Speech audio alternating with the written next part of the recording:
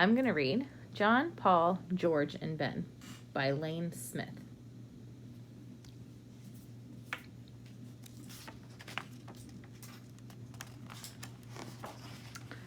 Once there were 4 lads, John, Paul, George, and Ben. Make that 5 lads.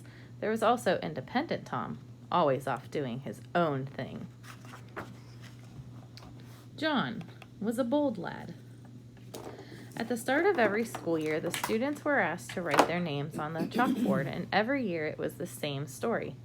John, his teachers would say, "You have lovely penmanship. John, your confidence is refreshing. But John, come on. You don't need to read it from space."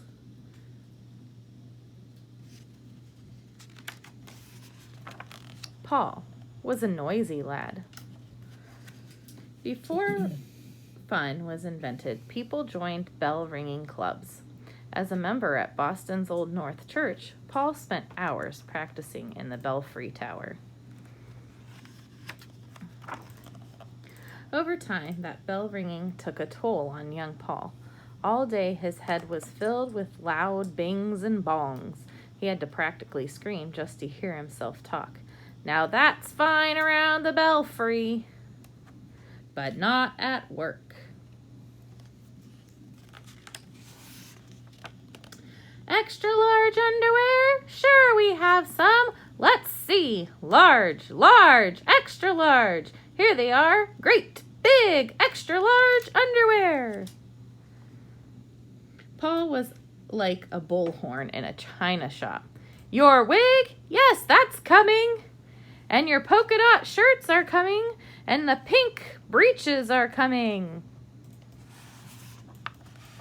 It took many years and a midnight ride for people to finally appreciate his special talent. "The redcoats are coming." Everyone except that big underwear lady. She was still mad. George was an honest lad. One day he took his shiny new hatchet and chopped down his family's cherry tree. When his fathers discovered the tree, he asked, "Son, do you know who killed this beautiful little cherry tree?" "I cannot tell a lie," answered George. "'Twas I who chopped down this cherry tree." "Then run to my arms, dearest boy," cried his father, "for you have paid me for it 1,000-fold with your honesty." "Really?" said George. "In that case..."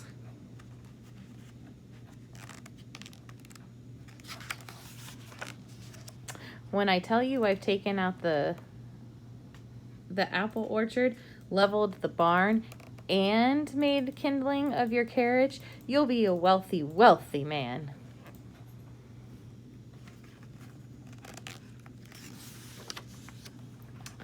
Ben was a clever lad.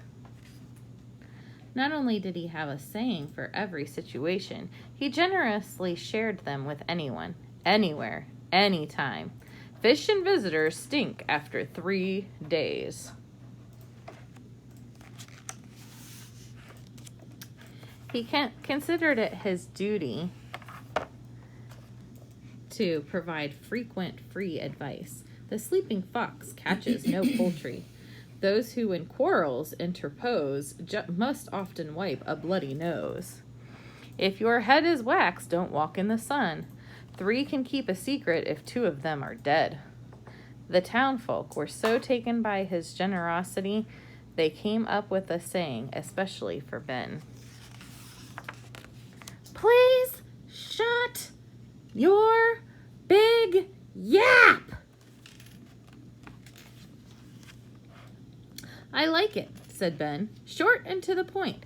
Work a fox or turkey in there, and I think you've got something." Tom was an independent lad.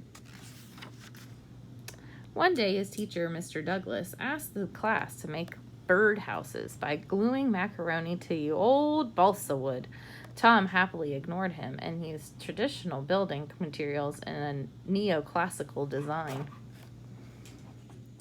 When the class made a palm tree, Tom took one look and said, "Not on your life. then quickly left to sketch his own tree. Young Thomas fumed. Teacher Douglas, would you mind explaining to the class why you insist on working so independently? Certainly, said Tom. In fact, I've taken the liberty to list the very reasons. Fear not, sir. I've used small words for the benefit of the dullards. Tom learned the power of his words that day. Mr. Douglas told him to pursue all the life, liberty, and happiness he wanted. Independently in the corner, the other students pursued lunch. The rest is history. Say, you want a revolution? Well, John, Paul, George, Ben, and Tom sure did. In April of 1775, they got one.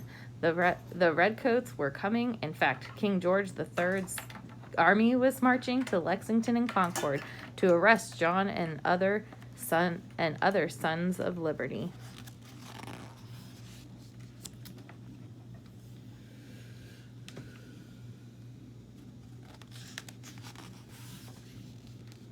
The old epilogue. George didn't live in the White House like all the other presidents. He was asked to live in New York City, where there aren't so many trees. Hope you enjoyed. Who am I?